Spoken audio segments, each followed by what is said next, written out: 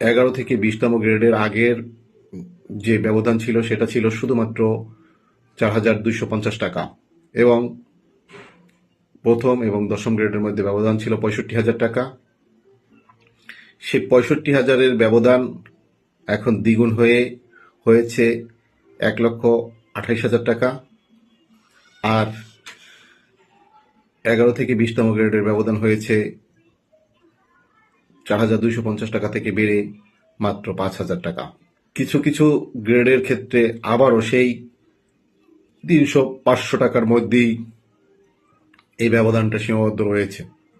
সরকার বেতন বাড়াবে, ঠিক আছে, নিচের দিকের প্রতিটা গ্রেডের ব্যবধান যদি ন্যূনতম 1,000 টাকাও করত, তাহলেও বলা যেত যে না, তারা এই দিকটায় একটু লক্ষ্য করেছে।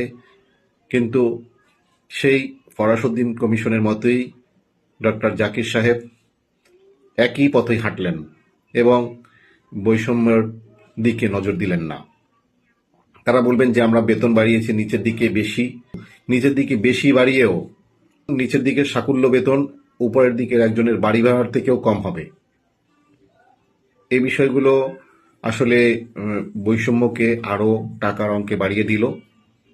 আগে টাকার অঙ্কে বৈষম্য ছিল 70,000 টাকা, আর এখন টাকার অঙ্কে বৈষম্য হলো 1,40,000 টাকা। তার মানে বৈষম্য বেড়েই চলল। আমি অত্যন্ত হতাশ, ক্ষুব্ধ এবং আশাহত। কারণ হচ্ছে দীর্ঘ 7 বছর আন্দোলন সংগ্রামের পরে একদম ডোর টু ডোর প্রত্যেককে হাতে কলমে বুঝিয়ে দেওয়ার পরেও তারা যে কাজটি করেছেন সেটি অত্যন্ত নিন্দনীয়, ন্যাক্কারজনক। আমরা আশা করেছিলাম যে এই বৈষম্যগুলো তারা কমিয়ে আনবেন। আমরা এখনো আশা করব যে যে সুপারিশ হয়েছে এই সুপারিশের উপর ভিত্তি করে চূড়ান্ত গেজেটের পূর্বে এই বৈষম্য কমিয়ে তারপরে গেজেট করা হবে এবং 31শে জানুয়ারির মধ্যে গেজেট প্রকাশ করে 1 জানুয়ারি 2026 থেকে এই পে স্কেল বাস্তবায়ন করা হবে।